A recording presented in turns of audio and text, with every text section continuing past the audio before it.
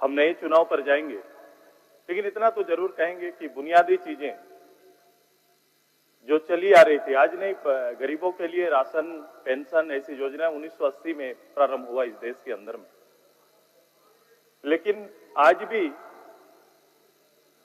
वही परिस्थिति देखो, आज भी वैसे ही लोगों के बीच में पेंशन जैसा विषय 3-3 महीना तक उधारी में पेंशन चलता है, राशन 3-3 महीना में 2 साल दाल देने में लग जाए जिस सरकार को। बेसिक चीजें जो कमिटमेंट करके आते हैं, गठबंधन के 400 प्रस्ताव हैं, 400 संकल्प हैं, एक भी संकल्प पूर्ण रूप से पूरा होते हुए नहीं दिख रहा है।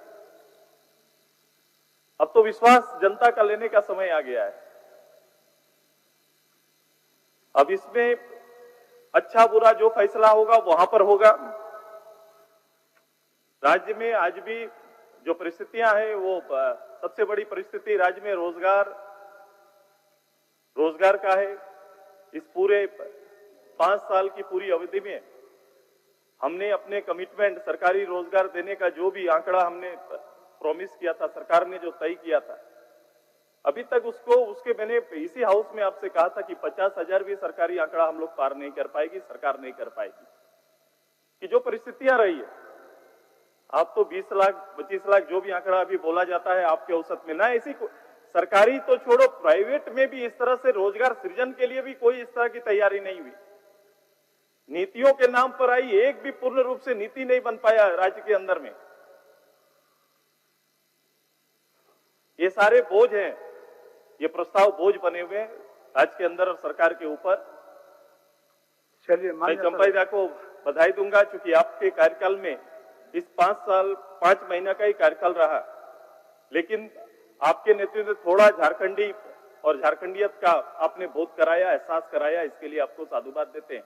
क्योंकि आपने जनतंत्र का आचरण को अपनाया और उसे फलने फूलने का अवसर दिया, जो भी समय मिला आपने दिया है। क्योंकि आपसे लोग सहज थे, लोग मिल सकते थे आपसे। आपने राजतंत्र का आचरण को नहीं अपनाया। फिर से ये गठबंधन राजतंत्र के आचरण में फिर से वापस जा रही है। आप नहीं समझ पाएंगे संबंधों को, आप नहीं समझ पाइएगा संबंधों को। ऐसे ही मैं राजनीतिक परिस्थिति के कारण चंपाइदा का नाम नहीं ले रहा हूं।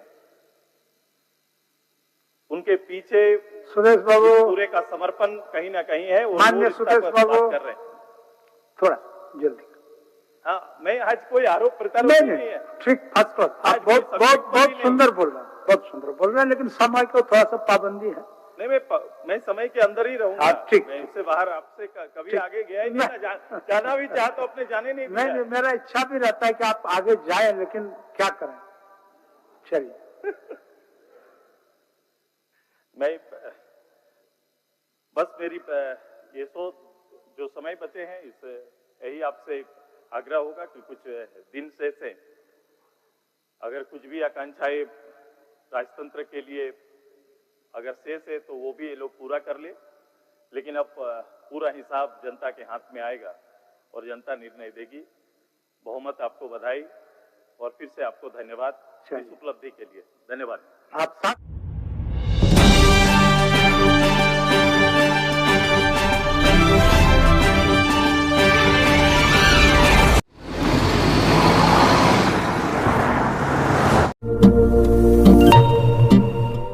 जब लोग कहते थे सोने के आभूषण में कभी पारदर्शिता नहीं हो सकती, लेकिन आज 100% वापसी का भरोसा सोना महल से ले रहे हैं।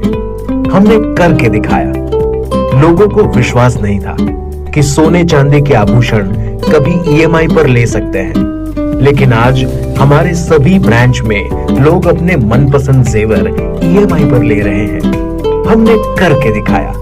असंभव वाली चीज, सोने के आभूषण की बुकिंग के बाद अगर भाव कम हो जाते हैं तो ज्वेलर्स कम हुआ भाव देने से घबराते थे, लेकिन आज सोना महल से लोग अपने गहने की बुकिंग के बाद भाव कम होने पर कम हुआ रेट ही ले रहे हैं। हमने करके दिखाया। जब लोग डायमंड ज्वेलरी ज्यादा दाम सोचकर नहीं ले पाते थे, आज हमारे शोरूम में 6,000 रुपए से शुरू डायमंड प्रोडक्ट ले रहे हैं। हर घर में हमारे डायमंड ज्वेलरी को काफी पसंद किया जा रहा है। मिडिल क्लास ग्राहक भी हमारे डायमंड ज्वेलरी से अपने शौकों को पूरा कर रहे हैं। हमने करके दिखाया। यूं ही नहीं सोना महल ग्राहकों की पहली पसंद, हमने करके दिखाया। सोना महल, विश्वास परंपरा का।